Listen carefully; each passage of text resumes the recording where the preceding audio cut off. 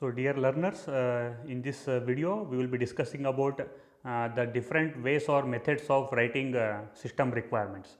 So, what are the different methods with which we can write the system requirements? Okay. So, that we are going to discuss here.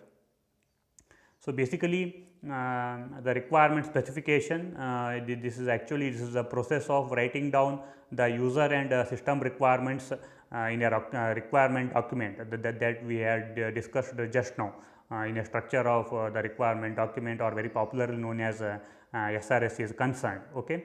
And user requirements normally they have to be understandable by the end users and the customers who do not have a technical background. See there, we will be defining both user requirements and system requirements, and the basic purpose of the user requirements is they will be dedicated for what? The end user, because end users are not having a very strong knowledge of the technical background. So, normally the user requirements will be always defined at the abstract level using a very easy and understandable natural language is concerned. Okay. So, similarly, when we are talking about the system requirements, these are more detailed requirements, and they may include more technical information which are very much useful for especially the software developers. See, the people who are actually involved in design and development of the system software is concerned. So, they will be referring this system requirement, because the system requirement will be more detailed, and also they are more technical information will be involved in that defining those requirements. Okay. And finally, the requirements may be a part of contract for the system development. So, that we have already told that our requirements are going to play an important role. Why? Because apart from these requirements are going to be get mentioned as if these are the services and functionalities to be provided by the software to be get developed, the same requirements are going to be act as a contract for the system. Means with respect to the financial constraints are also concerned, all the decisions will be taken based on these requirements specifications. Clear? So, moving to the very important topic, that is different ways of writing the system requirements. So, basically in this particular topic we will be discussing 5 different ways or methods that we are going to use to write the system requirement specifications. So, as we have already told that system requirement specifications are different from the user requirements. System requirements are more detailed and they are having more technical perspective. Is it clear? Okay. And just have a look at the different methods one by one. Our first method is natural language sentence.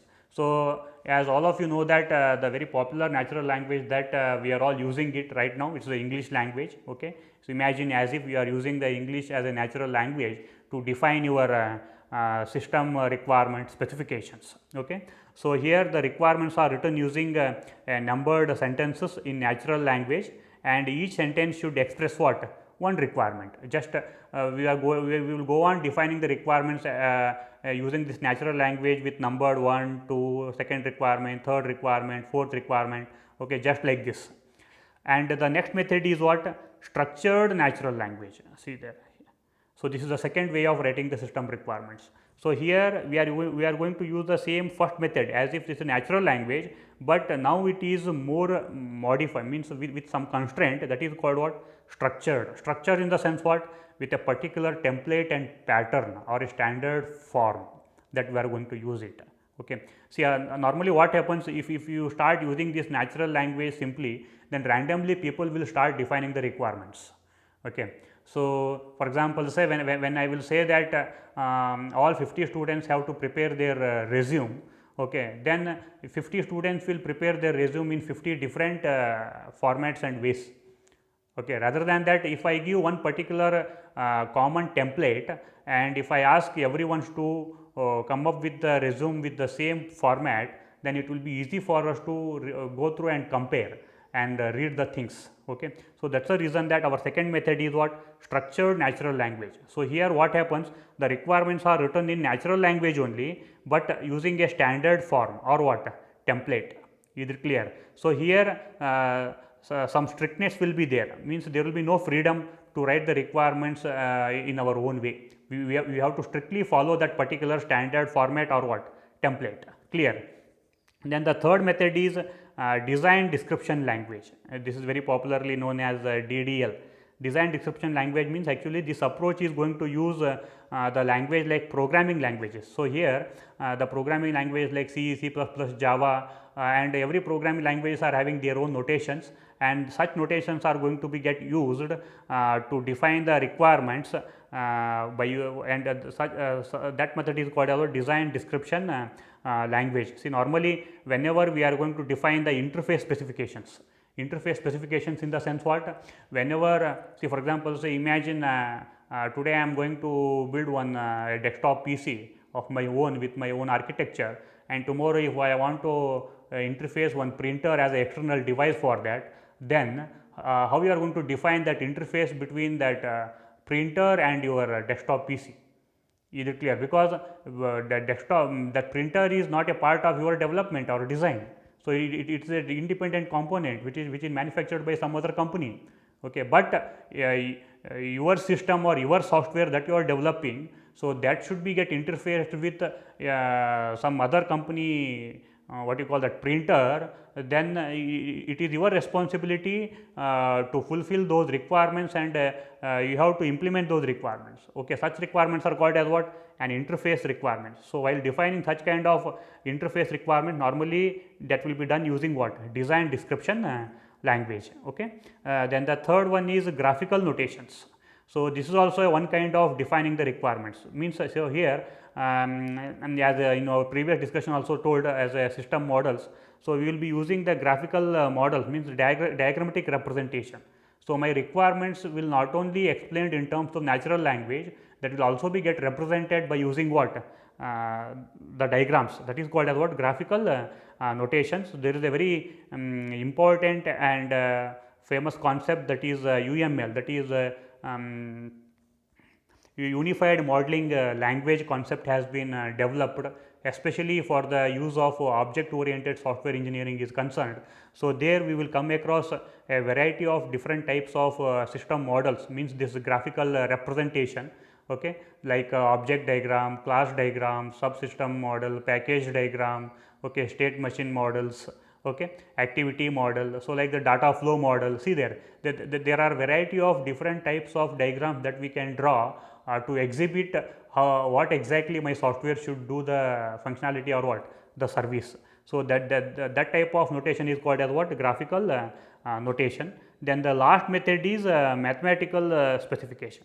So, mathematical specification means here sometimes we may in our while defining our requirements, sometimes we may need to use some notations which is based on what? The mathematical concepts, okay, that we may need to use that. See, for example, say if I am defining one requirement for a banking software, okay, the software shall capable of calculating simple interest. So, if I simply say this much, then who knows that what is the formula? So, what is the mathematical base for this particular requirement implementation? Okay. Along with that, I also need to mention the simple interest formula there, okay, PTR by 100, where I need to define that what is P, what is T and what is R. Then only I will say that yes, my requirement is complete and it is what? Understandable and meaningful.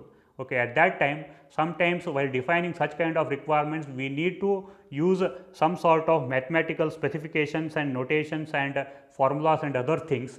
That is also one kind of what way of writing the requirement. Okay. So, so these are the 5 different ways. Just try to recall: natural language sentence, second one is structured natural language, third one is design description language, fourth one is graphical notations, and fifth one is what? Mathematical specifications. Okay.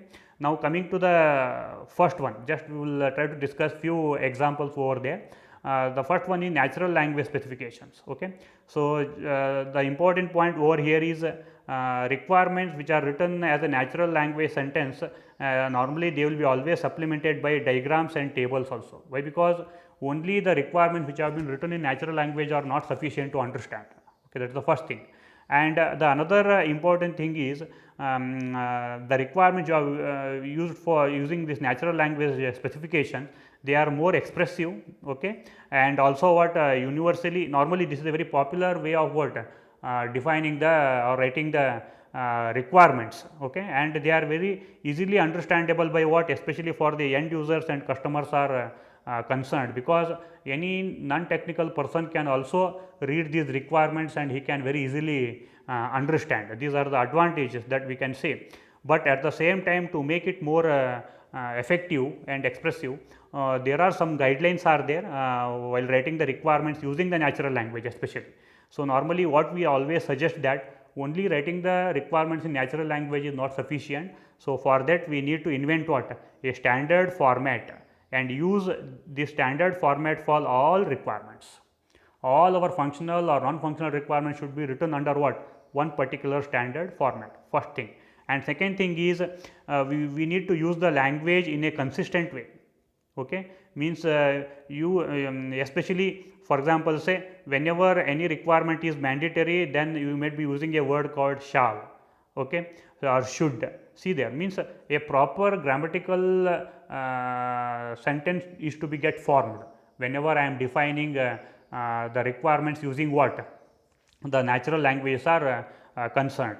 And the another guideline is always we need to use the text highlighting to identify what? The key parts of the requirements. Is it clear? So, if you observe here in our slide only, somewhere we have made it a different color. Say for example, say these are all the different colors. So, why we have made it? So, it is just to focus the importance of that keywords over here. Similarly, when you are writing the requirements using natural language, okay, you have to make a text highlighting, okay, you have to make it bold or you have to make it italic, underline, all such things should be done. And another suggestion is, as far as possible, we need to avoid what?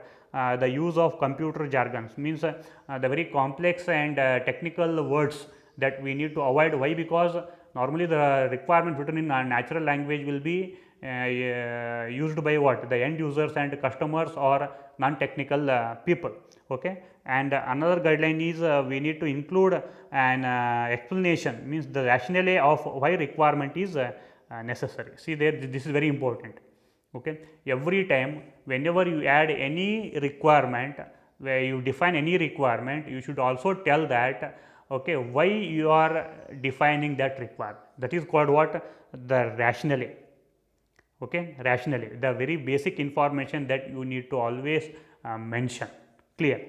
So, these are the different guidelines to be followed if your approach is what? Natural language while writing the requirements. Okay? Then some of the problems that normally we used to face with the natural language. The first problem is the lack of clarity. So, here what happens, the people will be using the natural language in their own random ways. So, because of that there will not be clear cut meaning, especially in the document there is difficult to what? Read. So, that is the major problem with what? The lack of clarity. And second thing is requirement confusion. So, here if you randomly start writing the requirement, then it will be very difficult to categorize the functional and non-functional requirement. They will be get mixed up here. That is another problem. And the third problem is requirement amalgamation, means what? The several requirements will be expressed together, means we are going to combine more than one requirement in a single statement or in a single definition. So, that possibility will be always more in case of if you are using natural language for defining the requirements. Clear? So, our next approach is what? The structured specification. Structured specification means this is an improved version of natural language. So, here what happens in this approach, we are going to use this approach for writing what? Requirements, where the freedom of the requirement writer is limited. And requirements are written in what? A standard format, means you cannot write in your own way, you have to follow that particular standard only. As per the standard only you have to write what? Or template only you have to write the requirements. And this is going to be work well for what? Some types of requirements, especially the requirement for embedded control systems, and especially, but they are too rigid for what? Writing the business system requirements. So, because of the standard and fixed template, sometimes we may feel some sort of difficulty in fulfilling or defining each and every aspect or attributes of that particular templates are concerned. Okay? So, just we will see one example here, means if your approach is the template based or structured specification, Then there is one common template that we have defined here, one example, that is a form based specification. So, here every requirement should have all these following titles here. Okay. So, here every single requirement should be defined with all these information. So, these are the very basic and general information that should be included in every template. Okay. So, just have a look at it, what are those. Okay. So, our template or the standard form of defining the requirement should always start with what? The definition of the function or entity. It is that function functionality should be get defined first. See, for example, say with respect to the ATM is concerned, I might be defining withdrawal of money. See there, the ATM shall provide a facility to withdrawal of what? Money. So, that is my definition of what? The functionality. And the next information should be the description of inputs and from where these inputs are coming. That is very important. Okay, for this functionality, what are the inputs you need and these inputs are coming from where? So, that we have to mention. What is the third information that you need to include? The description of output. What is the output of this function and where this output will go? That also you need to define. Then the fourth information about the information needed for the computation and other entities, means how this functionality is to be get executed or implemented, that information needed, that should be explained. Then fifth one, that is description of the action to be taken. Description of what? Action to be taken, that should be get explained. Then for that particular functionality we need to explain pre and post condition. Okay, if they are applicable or appropriate, then it is not mandatory, but it is required. Pre condition and what? Post condition means before executing this function, what is the status of your system? After the execution of this functionality, what is the status of your system? See, for example, say withdrawal of money. For ATM system is concerned with withdrawal of the money as a function. If you consider an example, okay, so just imagine you will go for withdrawal of the money. So, before inserting your card into the ATM machine, what is the precondition of the ATM? The ATM should be under working condition, the network should be available, it should be on, and also the sufficient amount of money should be there in the ATM. This is what the precondition. Sometimes you might have gone to the ATM and there will be a board saying that no cash. See there, the precondition itself is going to be get filled. You hope you are getting the meaning here. Similarly, once you complete your transaction, then automatically what is the post condition of the ATM? Automatically it should be log off. It should come out, so that no other person should come and what? Interact with your same login. That should not happen. Is it clear? So, that is what pre and post condition, and also what? Some side effects. So, while this function is going to be taken place, is there any side effects which are happening? Okay. So, these information should be get included in a standard form. Okay. And now just have a look at one example over here. So, here we have taken an example of a structured specification for a requirement for insulin pump system. So, all of us we have already studied the insulin pump system. So, for that we will take an example of the functional requirement. See there, the functional requirement title is what?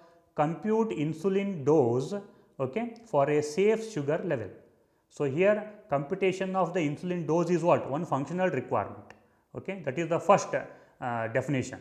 Then see there, the second information as per our just to go on comparing these things. So, this is the definition of the function. Now, we will the rest of the information that should be get included. Okay. So, here that function description, see there, the function has been described here. See there, completely we are going to define here. Computes the dose of insulin to be delivered when the current measured sugar level is in the safe zone between 3 and 7 units. See there. So, this is the description of the functionality. So, simply I am not saying that compute insulin dose, when it should be get computed, that description we have written here. What is that? Under the safe sugar level zone between what? 3 and 7 units, at that time it has to calculate. Okay. Then what are the inputs for this functionality? See there, the sugar reading R2, okay, and this is the current sugar reading R2 and two previous readings R0 and R1. So, your insulin calculation will be done only on not on the current sugar reading. Along with the current sugar reading, it will also take previous 2 readings, history it is going to take. Okay. Then from where you are going to get these inputs, that we have mentioned here. See there, the current sugar reading from the sensor and other 2 readings are coming from what? Memory. So, this R1 and R0 and R1 are stored what? In the memory. From that it will, we will get it, that is source. Then what is the output of this? The output of this one is compute dose. So, here the computed amount of insulin, for example, some value 1.2 or something else, some value will be get stored here. Okay. Destination where this output will go? This output will go to the main control loop. Why? Because this much of amount of insulin is to be get injected onto the body of what? The patient. So, that is why it will go to the main control loop, that also we have mentioned. Now, see here, the next information is what action is to be taken, that we have described here. So, here my full functionality is explained here, how it should be get implemented, action to be taken. Okay. Just go through this. Compute dose is 0 if sugar level is stable or failing, or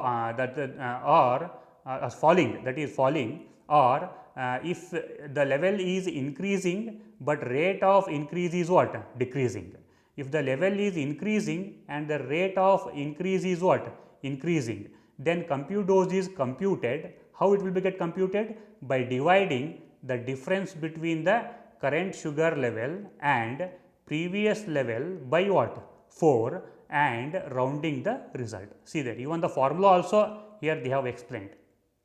Okay, the difference between the current reading, previous reading divided by 4. So, this is how the amount of the insulin is to be get computed. Okay. And if the result is 0, then see there, compute dose is set to the minimum dose that can be delivered, because some minimum dose will be always compulsory, that should be get given. Okay.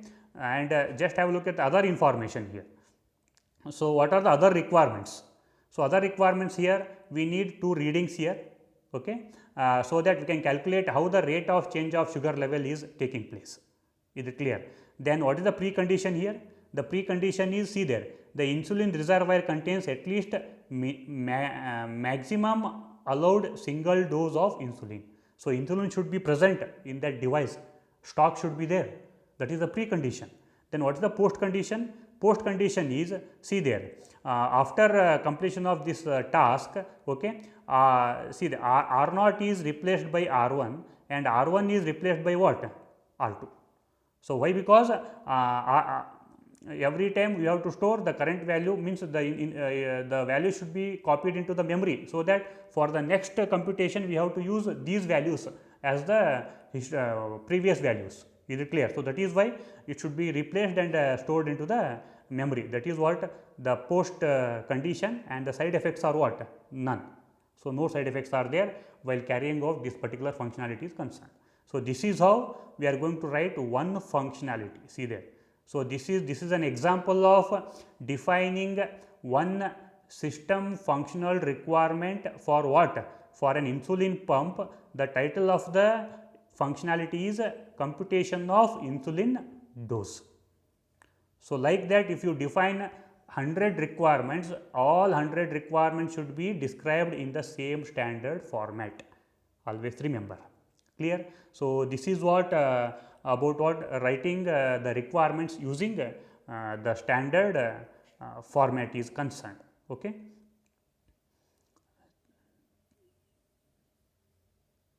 Thank you.